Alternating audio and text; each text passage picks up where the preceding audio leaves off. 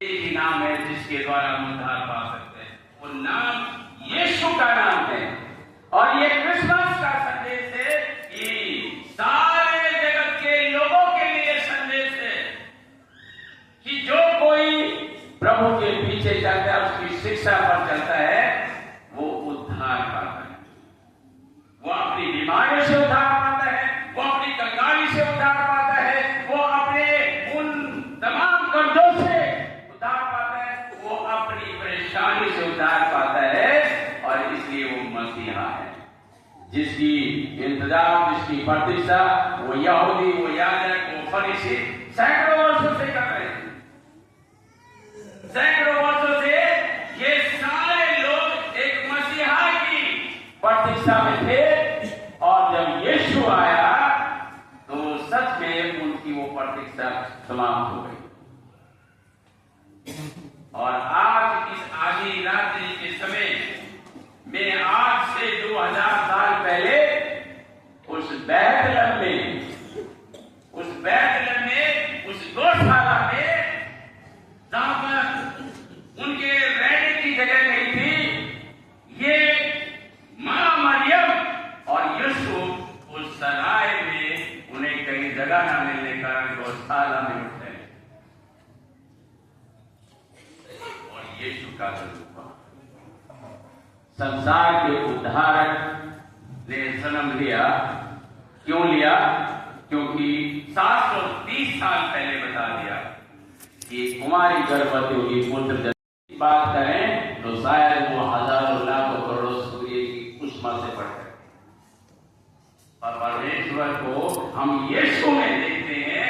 जब परमेश्वर ने इन बात को कहा कि वो गर्भवती होगी, पुत्र जनेगी और उसका नाम इम्मानुएल होगा, अर्थात परमेश्वर हमारे साथ है। 2000 साल पहले यीशु का जन्म इन बातों को दर्शाता है कि परमेश्वर लोगों के साथ है। अब वो आपके आसपास, आपके बैठ पे, आपकी रसोई में, जहां हम दुखी होते हैं, जहां अस्पताल में होते हैं, जहां बीमारी से जूझते हैं, आप और हम मिलकर के जब प्रार्थना करते हैं तो ये वो परमेश्वर की उपस्थिति होती है। क्योंकि यीशु हमारे साथ होने का मतलब है परमेश्वर हमारे साथ है। परमेश्वर हमारे साथ है।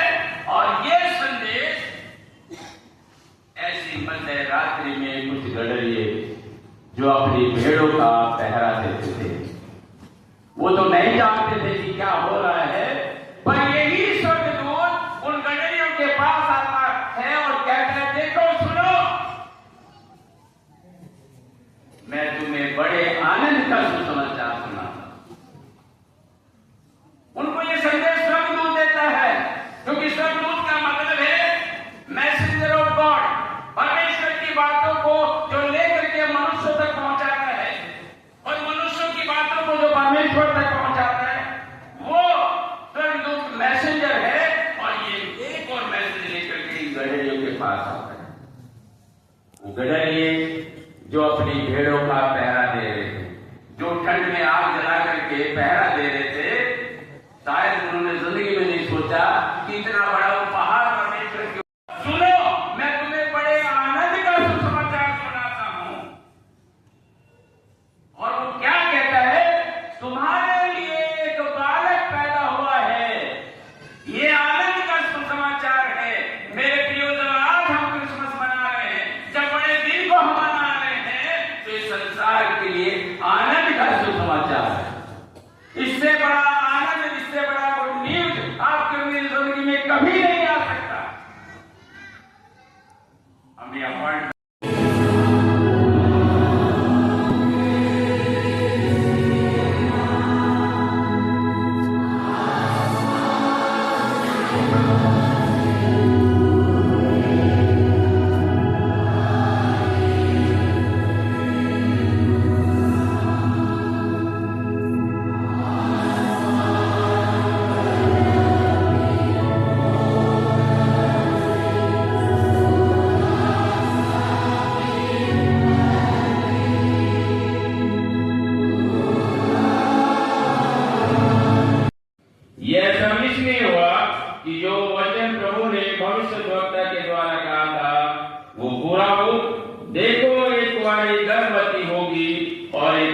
जनेगी और उसका नाम इम्मानुएल रखा जाएगा, जिसका अर्थ है परमेश्वर हमारे साथ।